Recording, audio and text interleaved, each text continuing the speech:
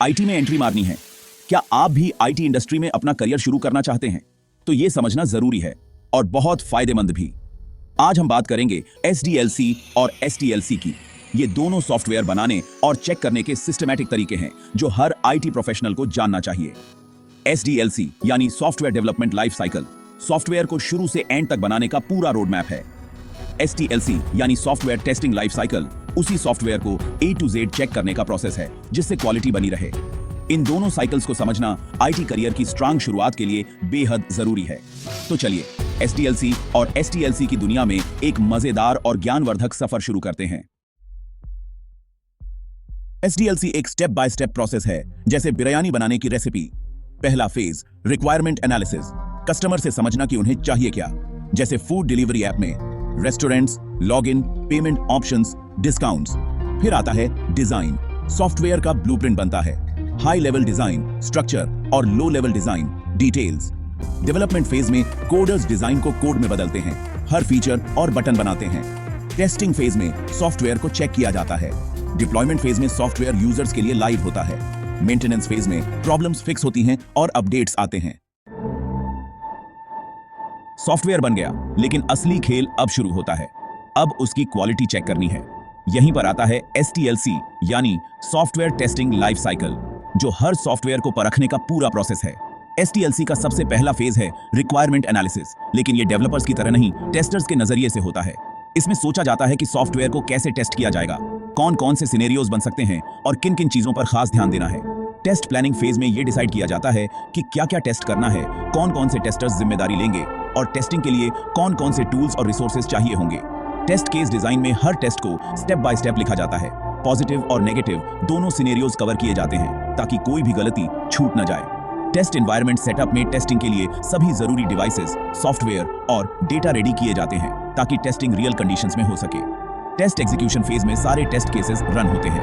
अगर कोई बग्स या इश्यूज मिलते हैं तो उन्हें तुरंत रिपोर्ट किया जाता है और ट्रैक किया जाता है। जब बग्स फिक्स हो जाते हैं तब टेस्ट क्लोजर फेज आता है। इसमें पूरी रिपोर्ट बनती है, कितनी टेस्टिंग हुई, कितने बग्स मिले, कितने फिक्स हुए और क्या सॉफ्टवेयर अब कस्टमर के लिए रेडी है या नहीं।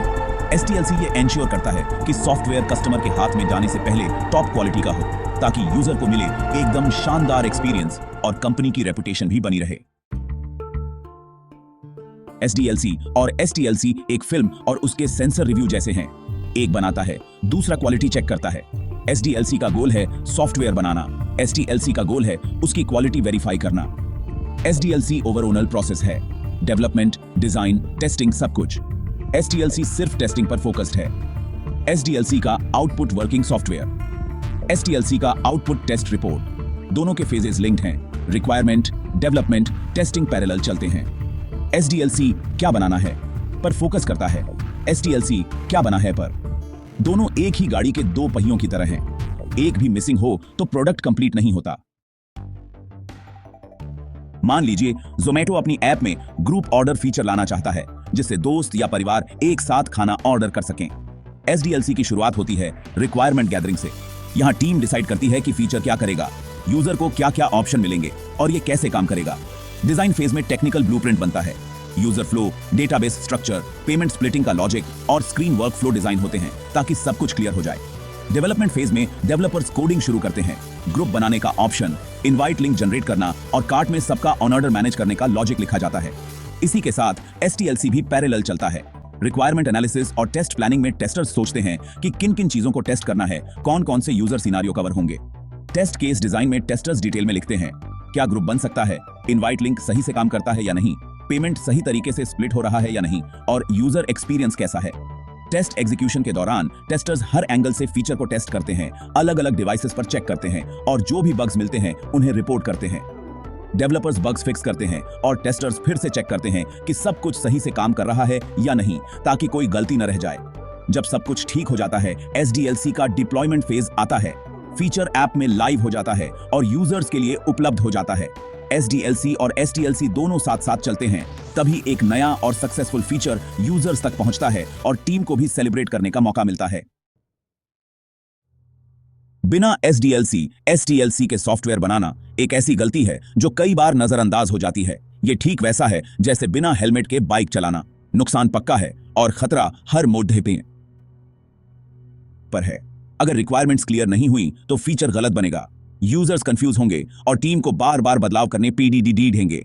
प्रोडक्ट फेल हो सकता है जिससे कंपनी को भारी नुकसान उठाना पीडीडी नहीं सकता है।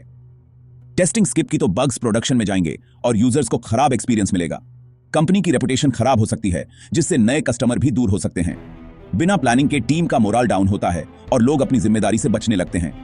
बजट बढ़ता है, डिलीवरी डिले होती है और प्रोजेक्ट का ट्रैक खो जाता है। एसडीएलसी एक क्लियर डायरेक्शन देते हैं जिससे हर कोई जानता है कि अगला कदम क्या है। ये कंफ्यूजन और ब्लेम गेम से बचाते हैं और टीम को एकजुट रखते हैं।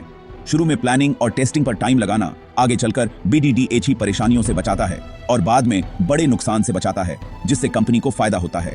अच्छा सॉफ्टवेयर वही है जो सही से काम करे, यूजर को परेशानी न दे, रिलायबल हो, कस्टमर को खुश रखे और कंपनी की ग्रोथ में मदद करे। एसडीएलसी और एसटीएलसी सॉफ्टवेयर इंडस्ट्री के जयवीरू हैं। एक के बिना दूसरा अधूरा। डेवलपर को एसटीएलसी की समझ हो तो कोड में कम बग्स आएंगे। टेस्टर को एसडीएलसी की समझ हो तो क्वालिटी और बेहतर होगी। ये माइंडसेट और डिसिप्लिन है, सिर्फ टेक्निकल जार्गन नहीं। एसडीएलसी एसटीएलसी की वजह से ही एप्स स्मूथली चलते हैं। ये अनदेखे हीरो हैं। इनको फॉलो करना आईटी करियर की स्ट्रांग फाउंडेशन है। तो अगली बार कोई पूछे सॉफ्टवेयर कैसे बनता है, कहना आइडिया से लेकर टेस्टिंग तक एसडीएलसी और एसटीएलसी ही असली हीरो हैं।